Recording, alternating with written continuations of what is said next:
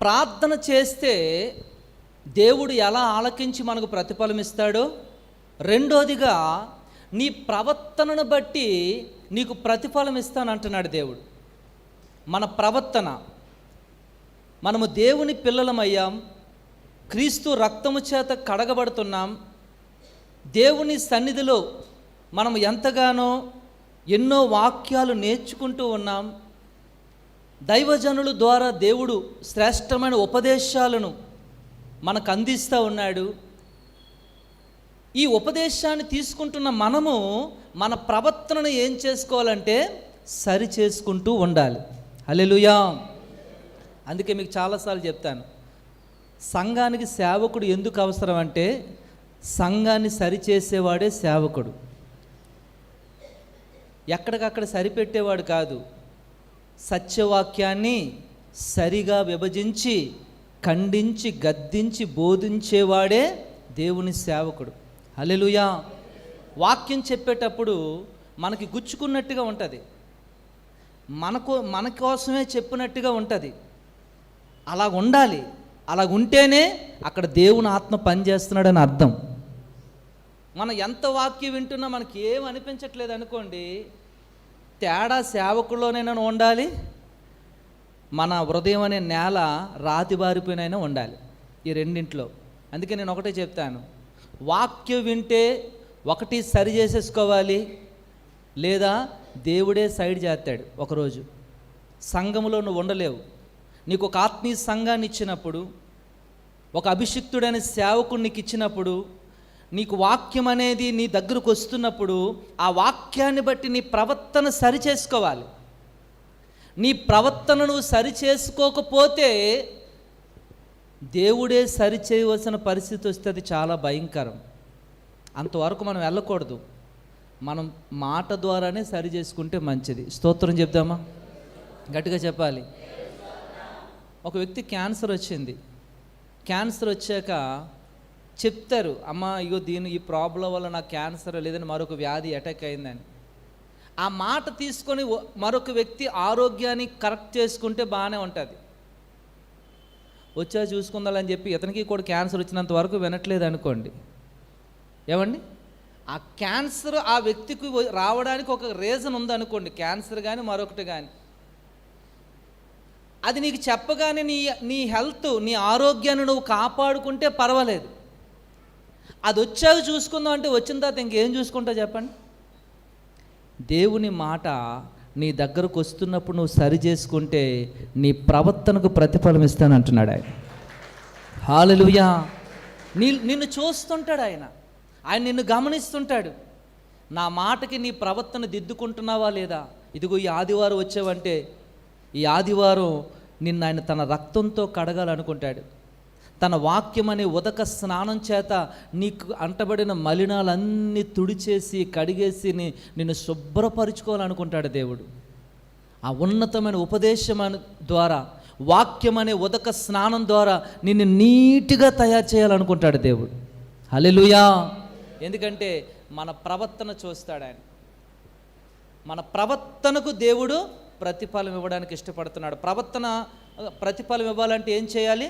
వాక్యము వినగానే మనలో ఆ లోపం ఉంటే మనతోనే దేవుడు మాట్లాడుతున్నాడు అని తెలుసుకొని మనం ఏం చేసుకోవాలి? మన లోపాన్ని దిద్దుకోవాలి, మన పొరపాట్లను సరి చేసుకోవాలి. కీర్తనల గ్రంథం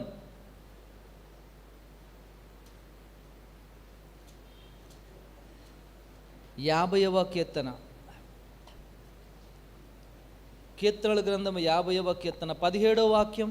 దిద్దుబాటు నీకు అసహ్యము కదా, దిద్దుబాటు నీకు అసహ్యము కదా, నీవు నా మాటలు నీ వెనుకకు త్రోసివేస్తున్నావేంటి అంటున్నాడు దేవుడు. మాటలు ఏం చేస్తున్నాడు అంటే, దేవుని మాటలు చాలామంది వెనక్కి తోసేస్తారంట.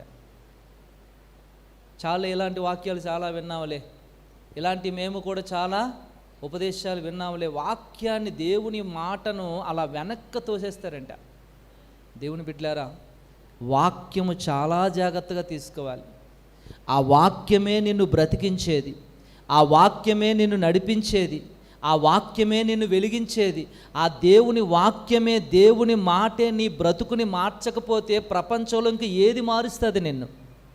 నీ జీవితాన్ని బాగు చేసేది దేవుని వాక్యమే. ఆ వాక్యమే మనము సరిగా విని సరిచేసుకోకపోతే మన బ్రతుకులు ఎలా దీవించబడతాయి? ఈ మధ్యకాలంలో ఒక సాక్ష్యం నేను విన్నాను. అతను హెబ్రోన్ సంఘములో, హైదరాబాదులో ఉంటుంది, దైవజనులు బక్సింగయ్య గారిది హెబ్రోన్ సంఘములో. అతడు ఒక పెద్ద ఆఫీసర్ క్యాడర్ అన్నమాట. అతని కింద 100 మంది వర్కర్స్ ఉన్నారు, చాలా 100 మంది ఉంటారు. ఆయన ఇప్పుడు జరిగింది కాదులేండి, ఆ మధ్య కొన్ని సంవత్సరాల క్రితం జరిగిన సంఘటన చెప్పారు. ఆయన ఆఫీసర్ క్యాడర్లో ఉండి ఆయన ఒక సంఘములో వాక్యము చెబుతున్నప్పుడు వచ్చి కూర్చున్నాడంట. వాక్యం చెప్పి ఉన్నప్పుడు వచ్చి కూర్చొని అతను మాటి మాటికి తన చెంపల మీద కొట్టుకుంటున్నాడంట. తన చెంపల మీద కొట్టుకుంటుంటే పక్కనే చిన్న కుర్రోడు గమనిస్తున్నాడంట, ఏంటి అంకుల్ ఎలా కొట్టుకుంటున్నాడని. చివరికి ఆ చెంపల మీద కొట్టుకుంటూ ఆ తర్వాత ఆ యొక్క జోబీలో ఒక మిరపకాయ తీసి ఆ మిరపకాయ చిదిపి తన 2 కళ్ళల్లో పెట్టుకున్నాడంట.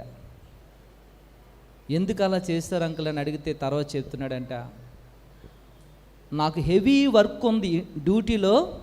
అతను ఒక ఆఫీసర్ క్యాడర్. ఆయన 3 రోజులుగా నాకు నిద్ర లేదు. దేవుని సన్నిధికి నేను రావాలి. ఈరోజు వాక్యాన్ని వింటున్నప్పుడు నేను సరిగా వినాలి దేవుని మాటలు అవి. ఆ వాక్యాన్ని నేను ఎక్కడ సరిగా నా నిద్ర ఎంత ఆపుకుందామన్నా నేను ఆపుకోలేకపోతున్నాను.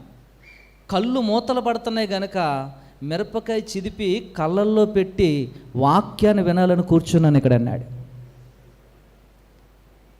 ఆలోచించండి, ఎలాంటి భక్తి ఉంది, మన భక్తి ఎలా ఉంది. ఒక ఉన్నతమైన అధికారి దేవుని మందిరానికి వచ్చేటప్పుడు ఆయన ప్రేమించటానికి నేను వెళ్ళాలనుకుంటున్నాడు. ప్రేమించే హృదయం నాకు ఉంది కనుక దైవ సహవాసాన్ని విడిచిపెట్టను, ఆ ప్రార్థన కూడా విడిచిపెట్టను వచ్చేవాడుగా ఉన్నాడు. 2, తన ప్రవర్తన వాక్యం వింటున్నప్పుడు నేను సరి చేసుకోవాల్సినవి చెప్తారు అక్కడ. నా లోపాన్ని చెప్తాడు దేవుడు అక్కడ. నేను సరిగా వినకుండా ఉంటే దిద్దుబాటు నీకు అసహ్యము కదా, నీవు నా మాటలు వినినప్పుడు వాటిని వెనక్కి తోసేస్తావన్న మాట ఎక్కడ నాకు ఎఫెక్ట్ అయిపోద్దు? భయపడ్డం. ఈరోజు ఏం చేస్తారు మన వాళ్ళు? వాక్యం చెప్తున్నప్పుడు ఏం చేస్తారు కొన్ని సంఘాల్లో, మరి ఇక్కడ కూడా ఉన్నారో లేదో తెలీదు, వాక్యం చెప్పేటప్పుడే ఎదుటోడికి వాళ్ళు పేలు తిత్తుంటారు, ఒకరు జడలేసేస్తుంటారు, ఇంకొకరు ఏమంటే రకరకాల చిందులు చేస్తూ ఉంటారు. వాక్యం చెప్తున్నప్పుడే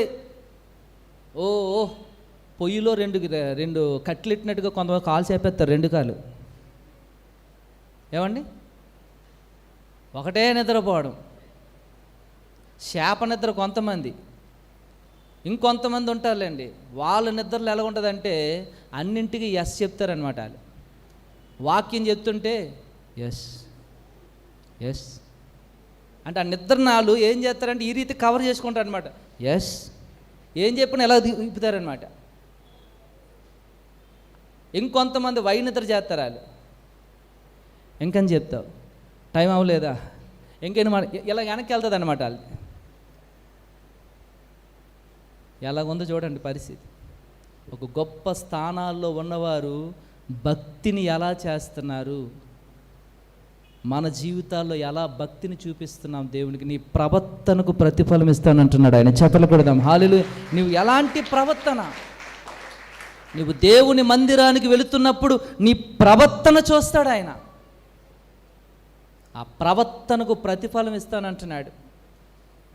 ఎన్నోసార్లు, సో మెనీ టైమ్స్ దేవుడు నీకు చెప్తున్నాడు, నీ ప్రవర్తనకు నీకు ప్రతిఫలం ఇస్తాడు. నువ్వు సరి చేసుకునే ప్రవర్తన నీకుంటే దేవుడు నీకు ప్రతిఫలం ఇస్తానంటున్నాడు. 3వది చూద్దాం. ప్రకటన గ్రంథం 2వ అధ్యాయం 23. ప్రకటన గ్రంథం 2వ అధ్యాయం 23. దాని పిల్లలను నిశ్చయముగా చంపెదను, అందువలన అంతరింద్రియములను హృదయములను పరీక్షించువాడును నేనే అని సంఘములన్నీ తెలుసుకొనును. మరియు మీలో ప్రతివానికి వాని వాని క్రియల చొప్పున ప్రతిఫలం ఇచ్చేదను. స్తోత్రం చెప్దామా గట్టిగా? హల్లెలూయా.